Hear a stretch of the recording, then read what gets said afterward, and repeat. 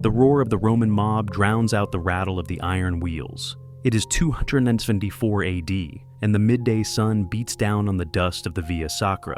Queen Zenobia of Palmyra stumbles, not from exhaustion, but from the crushing weight of the massive gold chains binding her wrists and ankles. What Rome did to captured queens was worse than death. It was a carefully engineered theater of humiliation, where sovereignty was reduced to a trophy.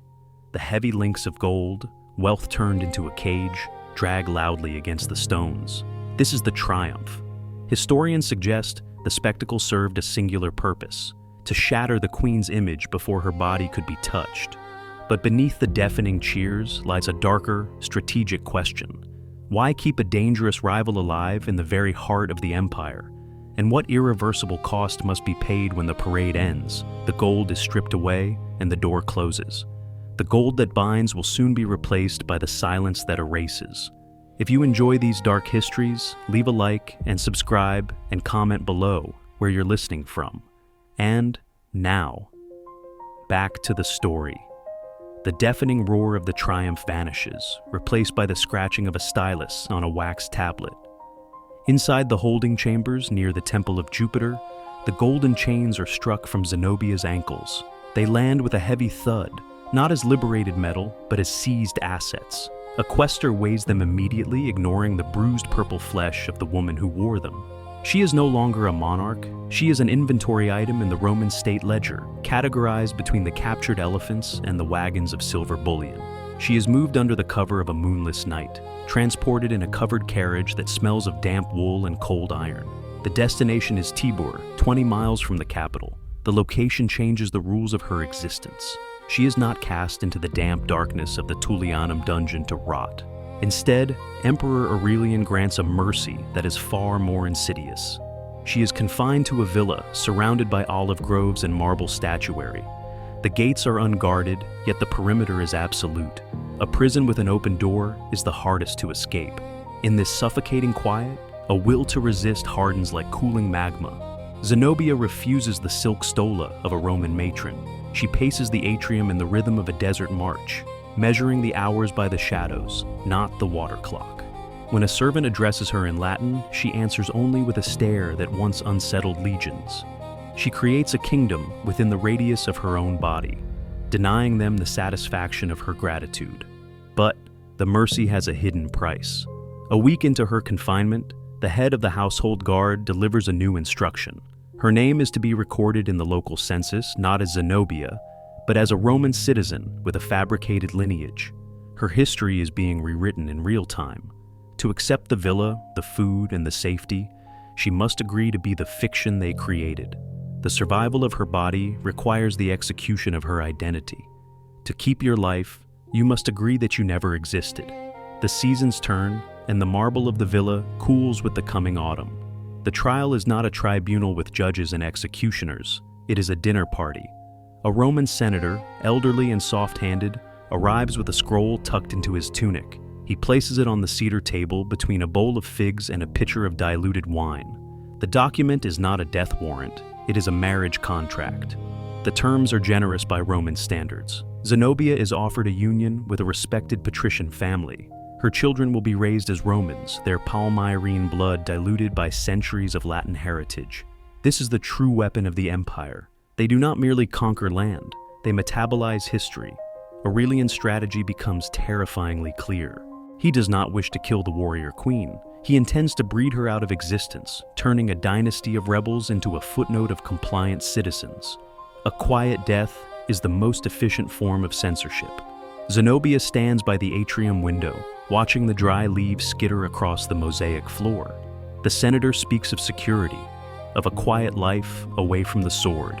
He holds out a stylus. Zenobia's hand rises. Her fingers brush the wax tablet. For a heartbeat, her hand stops, hovering over the space where a signature would end the war forever. The air in the room goes still. She breathes in the scent of roasted meat and civility, the smell of her own erasure. Then, she withdraws her hand and places it flat on the cold stone of the wall. "I marched in gold," she says, her voice devoid of inflection. "I will not sit in wool." The refusal changes the atmosphere instantly. The senator rolls the scroll without a word, and leaves. The soft pressure ends, the deprivation begins. The next day, the slaves are removed. The fine food is replaced by soldiers' rations, hard bread, and salted pork. The library is locked. The hypocaust heating is extinguished, leaving the villa freezing in the deepening winter. The silence that follows is absolute. There are no more offers, no more visitors. But in this vacuum, the intended punishment inverts. Rome meant to break her spirit through isolation, to make her crave the warmth of assimilation. Instead, the solitude acts as a preservative. Without the distractions of Roman luxury, she reconstructs Palmyra in the dark. She recites the genealogy of her husband, the laws of her city, the layout of her streets. The cold discipline of the villa does not turn her into a Roman matron. It calcifies her into a living monument of what was lost. The price of her refusal is a life lived in a tomb of stone and memory, but the why is resolved. Rome kept her alive to prove it could tame the wild East.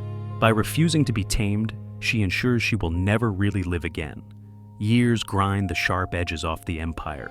It is 275 AD, and news arrives at the villa on the back of a winded horse. Emperor Aurelian is dead, murdered by his own officers in the mud of Thrace. The man who dragged the queen through the streets in golden chains has been erased by the very violence he worshipped. In the silence of the Tibur villa, the prisoner outlives the jailer. Zenobia does not celebrate. Instead, she enacts a wordless rite of memory.